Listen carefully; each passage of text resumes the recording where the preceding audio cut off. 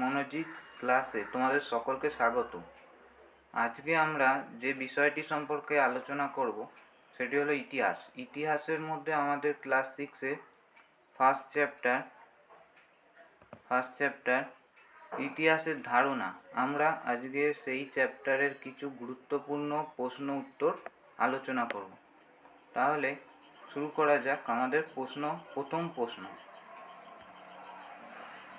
নদীমাতৃক সভ্যতা কাকে বলে?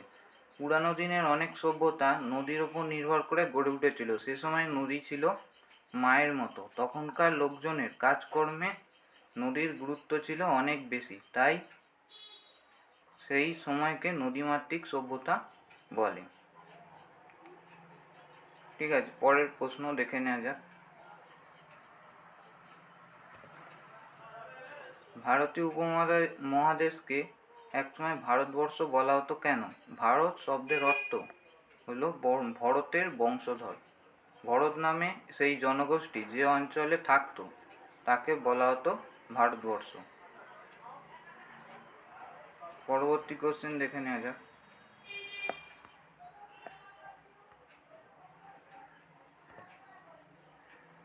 ভারতবর্ষকে উত্তর এবং দক্ষিণ অংশে ভাগ করেছে কোন পর্বত? ভারতবর্ষকে উত্তর এবং দক্ষিণ অংশে ভাগ করেছে বিন্ধ্য পর্বত। মানে উত্তর ভারত এবং দক্ষিণ ভারত আমরা যেটা বলি সেটাকে ভাগ করেছে কে? বিন্ধ্য পর্বত।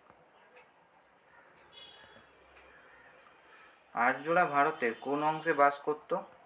উত্তর অংশ আর্যরা বাস করত, তাই এই অঞ্চলকে আর্যাবর্ত বলা হতো। আর্যরা যেহেতু উত্তর ভারতে বসবাস করত তাই সেই অঞ্চলকে আর্যাবর্ত বলা হতো। দ্রাবিড় দেশ কাকে বলে? দ্রাবিড় দেশ হচ্ছে দাক্ষিণাত্যে কাবেরী নদীর দক্ষিণ অংশে দ্রাবিড় জাতির বাস ছিল, তাই এই অংশকে দ্রাবিড় দেশ বলা হতো। দাক্ষিণাত্যে কাবেরী নদীর দক্ষিণ অংশে দ্রাবিড় জাতিরা বসবাস করতো এক সময়, তাই সে অংশকে দ্রাবিড় দেশ বলে ডাকা হতো। কুষাণ সম্রাটদের মধ্যে শ্রেষ্ঠ সম্রাট কে ছিলেন?